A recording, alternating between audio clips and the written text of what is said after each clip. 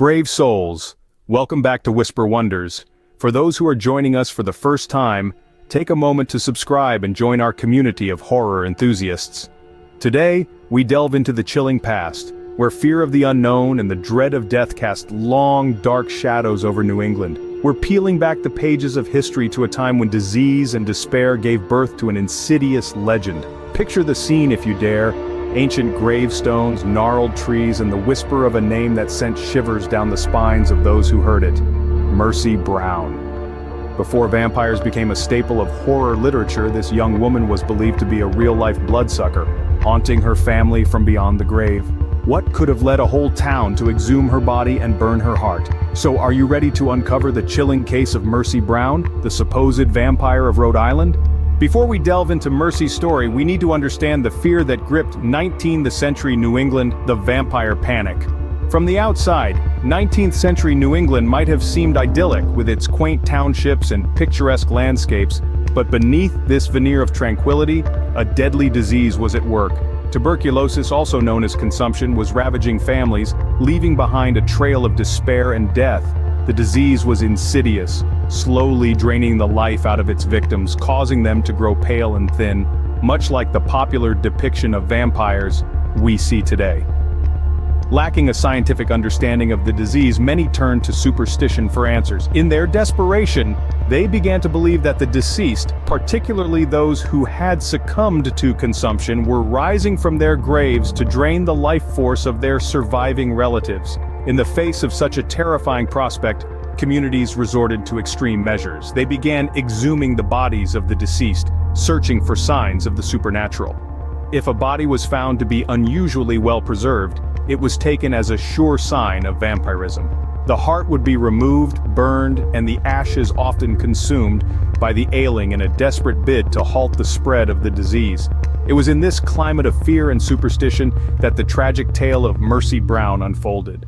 A young girl from Rhode Island, Mercy would posthumously become one of the most infamous figures of the vampire panic.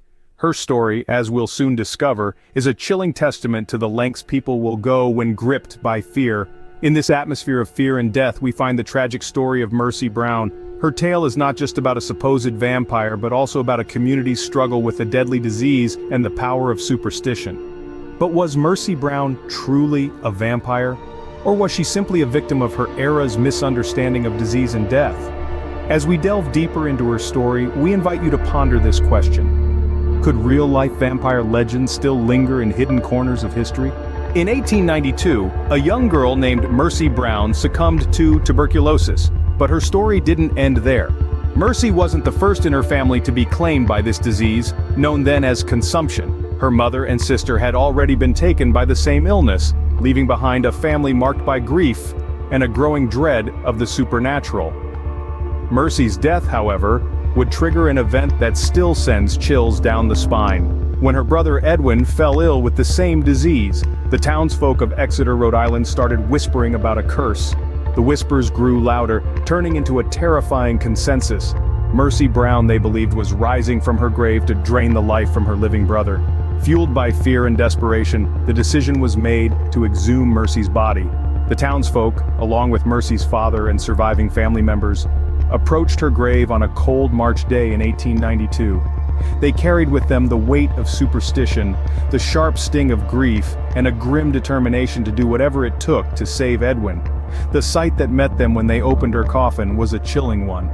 Mercy's body, instead of showing the expected signs of decomposition, looked almost preserved. Her skin was practically untouched by decay, her cheeks held a rosy flush, and it appeared that her hair and nails had grown. Most horrifying of all, her heart and liver were filled with fresh blood. This, to the terrified onlookers, was undeniable proof. Mercy Brown, in their eyes, was a vampire. She was the undead creature that was dooming her brother, and they believed they had to stop her. The heart of Mercy Brown was promptly removed from her body and burned on a nearby rock.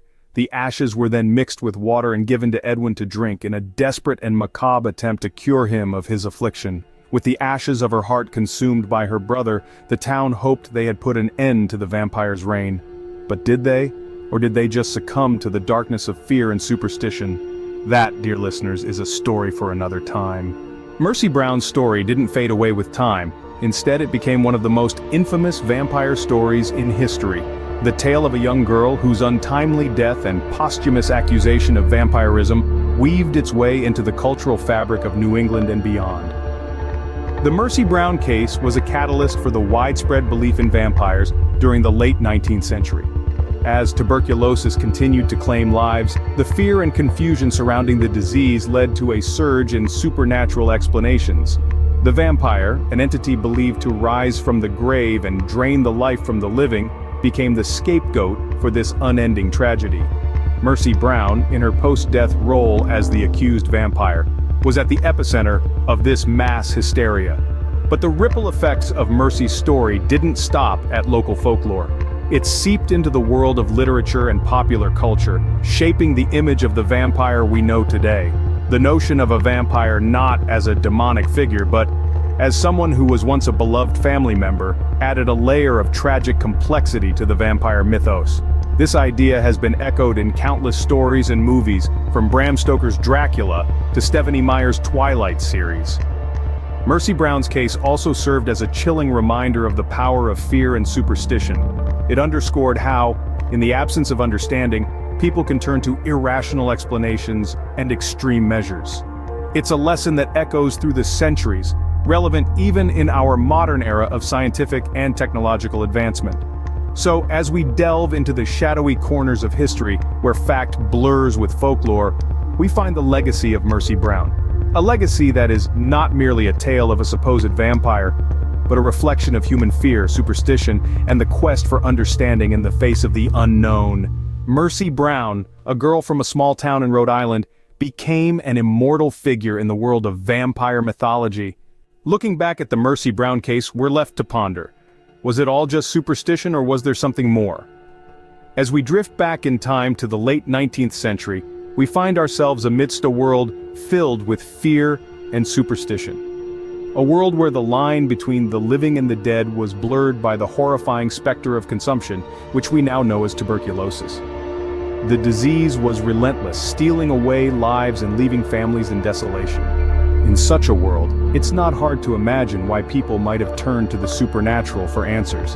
The death of Mercy Brown and her family was a tragedy that left a small town in Rhode Island grappling for answers. When reason fails, superstition often steps in to fill the gap.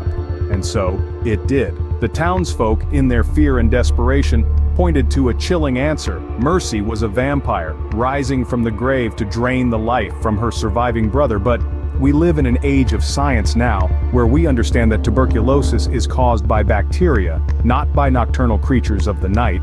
We know that the well-preserved state of Mercy's body can be explained by the winter weather and soil conditions at the time of her burial. Yet even with this knowledge, the story of Mercy Brown continues to captivate us. Why is that? Perhaps it's because deep down, we humans are drawn to the unknown, the inexplicable, the supernatural. It's a part of our nature to seek answers, to make sense of what we don't understand. And sometimes, in that quest, we create legends. But as we reflect on the Mercy Brown case, it's essential to remember that at the heart of this chilling tale was a real person, a girl named Mercy, who fell victim to a terrible disease. Was Mercy Brown a victim of disease, or was something darker at play? Could real-life vampire legends still linger in hidden corners of history? As we leave you with this haunting question, we invite you to explore the shadows of the past, where superstition and reality often intertwine.